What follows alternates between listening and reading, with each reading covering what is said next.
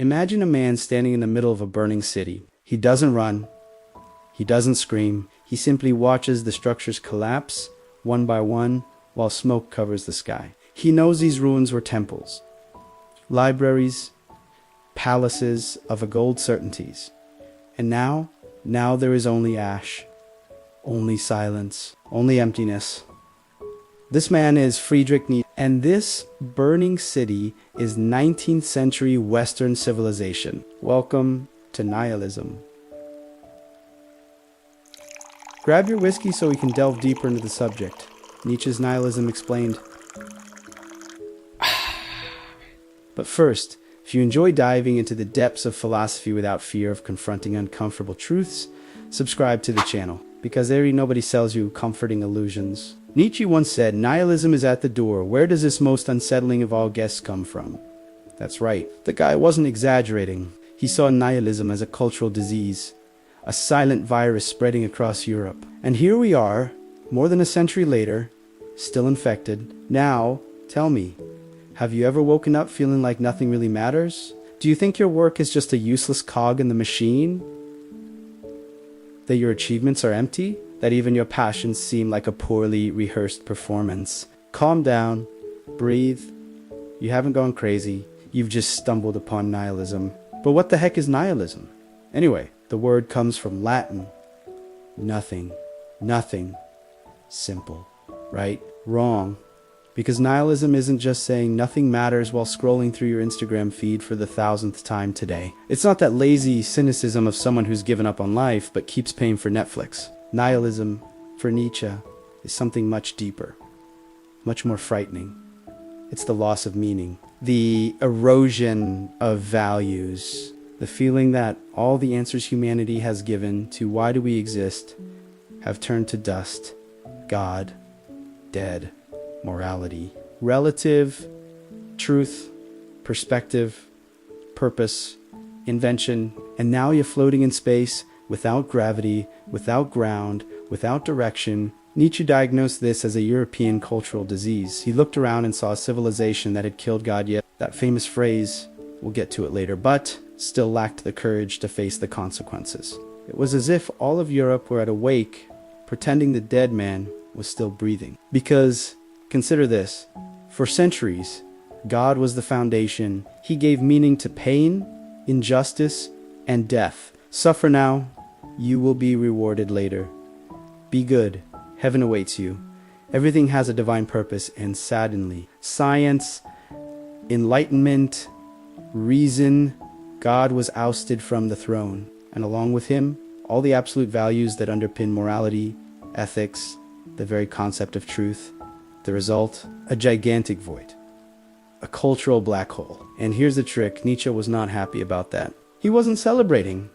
He was terrified because he knew that a humanity without values, without purpose, without foundation could fall into two paths, self-destruction or something new, something dangerous, something that didn't yet exist. Think about it for a second. You live in an era where influencer is a profession, where people buy things they don't need to impress people they don't know, where the meaning of life has become accumulating likes, followers, digital validation, where the question, what's the point of all this, is answered with, I don't know, let's order food delivery.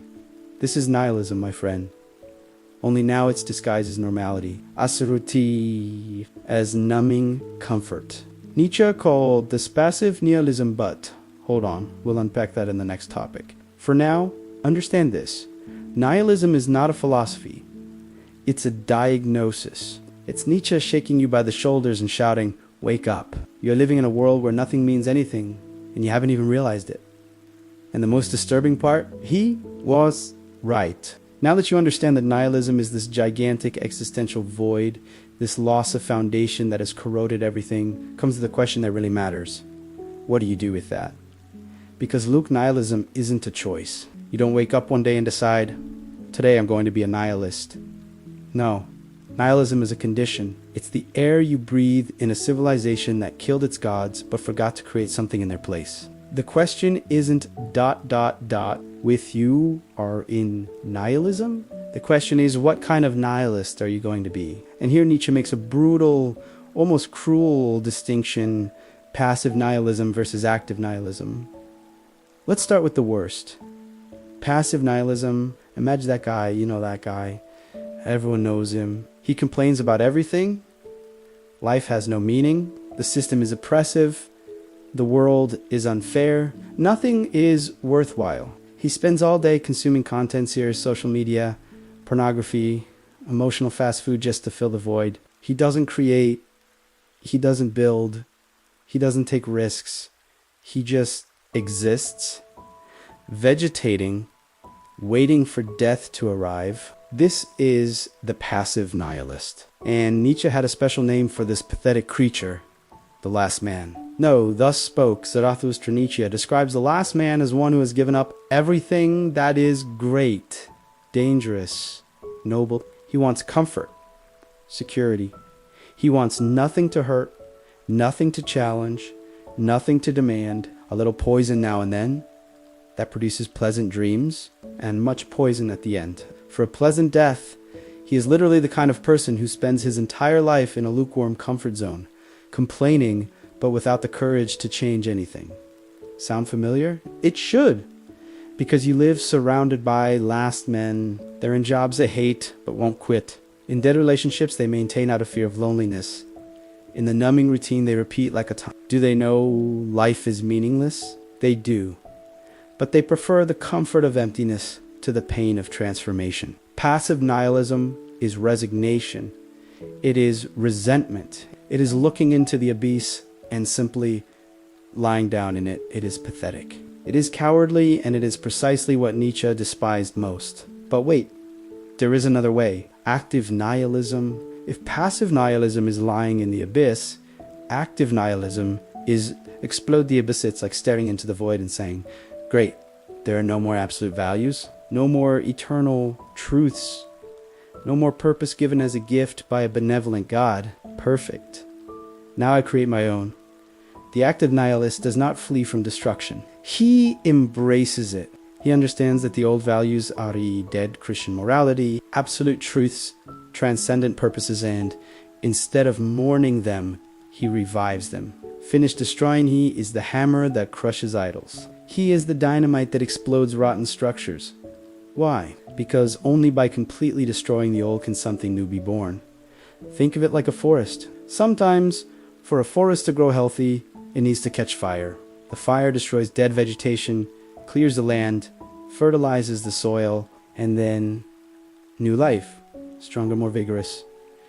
Active nihilism is philosophical conflagration. It is the courage to say, yes, everything has lost its meaning. Yes, God is dead. Yes, morality is a human invention.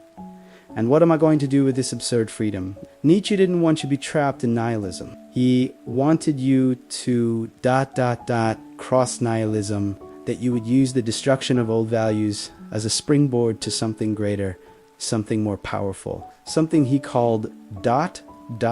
transvaluation of values, but don't worry, we'll get there. Now tell me, are you a passive nihilist or an active nihilist? Are you the kind of person who complains about life but changes nothing? Who feels empty but prefers to fill it with cheap distractions? Who knows they're living a lie but is too afraid to face the truth? Or are you the kind of person who looks at chaos, at meaninglessness, at the absence of foundation, and sees an opportunity? Who understands that if nothing has meaning given, then you can create your own meaning? Who understands that the death of God is not a tragedy, it is a liberation? Because, look, passive nihilism is easy, it's comfortable, it's the path of least resistance. You can spend your whole life on it, numb, complaining, waiting for someone in the government, society, the universe to give you a purpose as a gift. But active nihilism, that's tough. That requires courage. It demands that you face the void without blinking. It demands that you take full responsibility for your existence. It demands that you construct meaning where there is none. And of course, like all good tragedies, most people choose the easy way out. But you're not the majority. Or are you? Okay. Let's talk about the most famous and most misunderstood phrase in all of Nietzsche's philosophy. God is dead. You've heard this 1,000 times. It's become a meme. It's become a teacher. It's become a tattoo on people who've never read a page of Nietzsche in their lives. But I bet you've never stopped to understand what the hell it really means. Because, my dear, it's not atheism. It's not Nietzsche being edgy. It's not a triumphant declaration that science won, religion lost, goodbye God.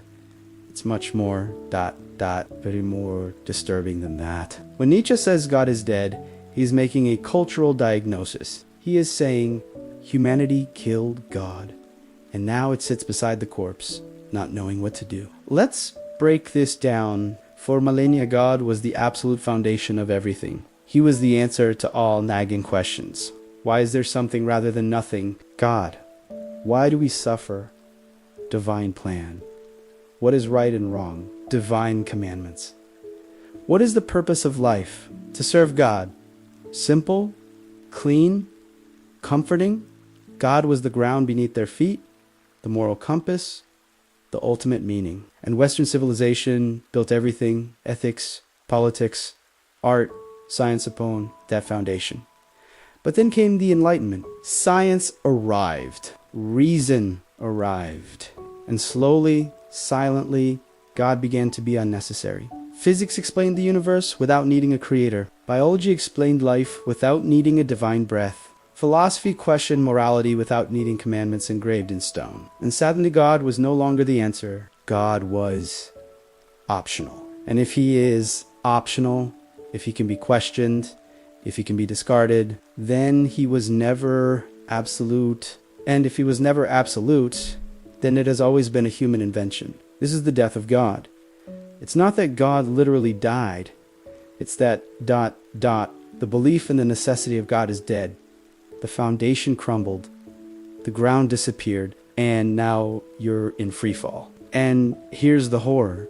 If God was the source of morality and God is dead, then morality is also dead. Think about it, seriously. Stop and think. If there is no divine legislator, if there is no transcendent absolute, if there is no cosmic judge who separates right from wrong, then who decides? You, me, the majority, the strongest, the smartest. But we can use reason. Whose reason? The European Enlightenment reason that justified colonialism. The utilitarian reason that sacrifices individuals for the greater good. The scientific reason that created atomic bombs. But there is empathy, moral instinct. It exists. And what happens when your moral instinct clashes with mine? And when different cultures have opposing morals? Who is right? You're starting to feel it, aren't you? That emptiness, that dizziness, that feeling that ... there is no more solid ground beneath you. Nietzsche called this the death of God and its consequences. And he wasn't happy. He was terrified because he knew that an entire civilization built on a foundation that had just disappeared was about to collapse. There's a brutal passage in the Gay Science where a madman, probably Nietzsche himself, shouts in the square, "Where's God? I'll tell you. We killed him, you and I. We are all his murderers." And people laugh because they don't understand. They think they still live in a world with a foundation. They think they can discard God but maintain Christian morality. That they can live without religion but continue believing in human dignity, equality, justice, concepts that only make sense in a universe created by a benevolent God. Nietzsche called Thisto live in the shadow of God. The corpse is still warm. You still act as if it were alive. You say, "I don't believe in God," but you continue to judge actions as right or wrong in an absolute way. You continue to act as if there were a purpose. You continue to pretend there is a foundation, but it doesn't exist. And here's the question that haunts you, even if you won't admit it. If God is dead, is everything permitted? Dostoevsky asked this question. Sartre reformulated it. Nietzsche confronted it. And the answer is yes and no. Because permitted presupposes a law. And if there is no divine legislator, there is no absolute law. There are only choices, consequences, power, will. Are you scared? You should be, because you just realized that you are completely free and completely responsible and completely alone. There is no more God willed it, so there is no more it is divine will. There are no more cosmic excuses. If you fail, it is your failure. If you suffer, it is your suffering. If you create meaning, it is your creation. Nietzsche wasn't liberating you. He was confronting you with the most terrifying freedom possible, the freedom to create your own values in a universe that gives you none. And most people, they prefer to live a lie. They prefer to pretend that there is still solid ground. They prefer to maintain the illusion that good and bad are real, that justice objectively exists, that everything will be all right in the end. But you know the truth now, and there's no unseeing it. God is dead, and the moral corpse is beginning to stink. Here's the twist no one expected. Nietzsche was not a nihilist. That's right. The guy who spent his whole life diagnosing nihilism, dissecting emptiness, announcing the death of God, wasn't a nihilist. In fact, he had calmed down, breathe. I'll explain. Nietzsche was the doctor, not the patient. He was the diagnostician, not the disease. He looked at Western civilization and saw the cancer-spreading nihilism, but he wasn't celebrating. He was trying to find the cure. Because, look, Nietzsche didn't want you to be trapped in the nothing makes sense mentality. He wanted you to ... cross, that's it. That you would use the death of God, not as an end, but as start the beginning of something new. Something bigger. Something that humanity hadn't even imagined yet. Nietzsche's great project, the project of his entire philosophy, was to overcome nihilism, not to deny it, not to flee from it, but to overcome it, to go further. And he had 3 philosophical weapons for that. First weapon, the transvaluation of values. If the old values job died, if Christian morality has turned to dust, if God is no longer in control, then create new values that affirm life, values that celebrate strength, creation, and becoming, values that don't need heaven, hell, or redemption, values that say yes to existence, with all its pain, joy, chaos, and beauty. Nietzsche did not want to destroy values. He wanted transmutalists, replacing herd morality, obedience, humility, denial of life with the morality of free spirits, creation, courage, affirmation of life. Second weapon, Amor Fati. Love for destiny, love for what is, love for what has happened, for what is happening, for what will happen. No resignation, no passive acceptance, but full affirmation. Look at your life with all the tragedies, pain, and failures and say, I wouldn't change a thing. I love every second of it. This is not nihilism. This is the opposite of nihilism. It is asserting meaning where there is no given meaning. It is creating meaning through radical acceptance. It is saying, life has no cosmic purpose. Great, I am the purpose. Third weapon, the eternal return. Nietzsche's most terrifying idea. Imagine that you are going to live your life exactly as you are living it now, infinitely. Every choice, every moment, every pain, every joy, again and again and again, forever. How would you react? Would you despair? Or would you embrace your life with such intensity that you would say, yes, I want to live this forever? The eternal return is not a cosmological theory. It is an existential test. It is Nietzsche asking, are you living a life worth repeating endlessly? And here's the point. The nihilist, the true nihilist, the passive one, the resentful one would fail this test miserably. He would hate the idea of leaving his life again because his life is empty, meaningless, worthless. But the free spirit, the creator of values, the one who says yes to life, that one would pass the test because he lives with such intensity, such passion, such affirmation that he would repeat everything without hesitation. Do you see now? Nietzsche wasn't a nihilist. He was trying to save you from nihilism. But here's the cruel irony. Everyone thinks Nietzsche was a nihilist. Internet nihilists love to quote, edgy teenagers put God is dead in their Instagram bios. People who have given up on life use Nietzsche as an excuse. And Nietzsche, if he were alive, would be disgusted by this. Because these people have taken the diagnosis and pretend it's the cure. They've taken the disease and turned it into their identity. They've embraced passive nihilism and still consider themselves profound. Nietzsche didn't want nihilists. He wanted Overkamp wanted people who would look into the abyss and build bridges, who would look into the void and create worlds, who would look at the death of God and become ... value creators. He didn't want you to give up. He wanted you to ... exceed it. And that's why Nietzsche is so difficult, because he doesn't give you ready-made answers. He doesn't offer comfort. He doesn't tell you do this and you will be happy. He throws you into the void and says, now create, or die trying. Because in the end, nihilism is just a passage. A tunnel, you can get trapped in it like the last man, or you can walk through it like a free spirit. The choice has always been yours, and it always will be. Now comes the most uncomfortable part of all, the part you don't want to hear. But I'm going to say it anyway, because Nietzsche wouldn't forgive me if I spared you. You live in nihilism now. Today, at this very moment. Don't believe me? Then answer me this. When was the last time you felt your life had a real purpose? Not that fake purpose you post on LinkedIn. Not that life mission you invented after watching a motivational video. But a true purpose. Deep, unwavering, silence. That's right. Nietzsche foresaw you. He foresaw this entire generation. A generation that has everything technology, comfort, access to endless information, and yet is depressed, anxious, empty.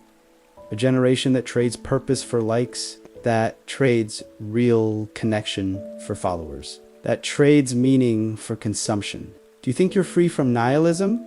Then why do you scroll through Instagram for hours without feeling anything? Why do you binge watch series after series just to fill the void? Why do you buy things you don't need? Why are you in a career you hate but don't have the courage to quit? Why do you wake up every day with that feeling of, is that all there is? That's nihilism, my friend. Only now it comes packaged in pretty apps and addictive algorithms. The death of God that Nietzsche announced in the 19th century. It has come to pass. God is truly dead. And do you know what we put in his place? Nothing or worse. We prioritize consumption, productivity, performance, empty, success, digital validation. You no longer believe in heaven, but you believe that succeeding in life will save you. You no longer believe in sin, but you believe that not being productive is failure. You no longer believe in hell, but you're terrified of being irrelevant. Same structure, same herd morality, only the God has changed. Now the God is the market, or public opinion, or performance metrics. And the worst part is, it's all empty. That the means nothing, that the new car won't fulfill you, that the promotion won't bring meaning, but you keep going. Because stopping would require facing the emptiness. And facing the emptiness would require courage. And courage is exactly what's lacking. Nietzsche would call you, he would call all of us the lasmain, comfortable, mediocre, complacent, living small, safe, anesthetized lives, complaining about everything but changing nothing, knowing that something is wrong but preferring the comforting lie to the painful truth. Are you truly living or merely existing? Think about it. Seriously, how many of your actions are truly your own? How many of your choices were made by you and not by what is expected of you? How many of your values are your own and not just reproductions of what society has taught you? Did you choose your career or were you pushed into it? Did you choose your relationships or are you in them out of fear of being alone? Did you choose your beliefs or did you just inherit a ready-made package? If you're honest, brutally honest, you will realize that most of your life is automatic, reactive. You're on existential autopilot. And that, my friend, is pure nihilism. But here is Nietzsche's invitation. The invitation that spans more than a century and reaches you now. Stop living someone else's life. Stop following values that aren't your own. Stop pursuing purposes that society has invented. Stop measuring your success by other people's standards. Stop pretending everything's okay when you know you're living a lie. And then create your own values. Create your own meaning. Create your own life. Not because someone told you to, Not because it will bring you likes or approval, but because you're authentic, real, alive.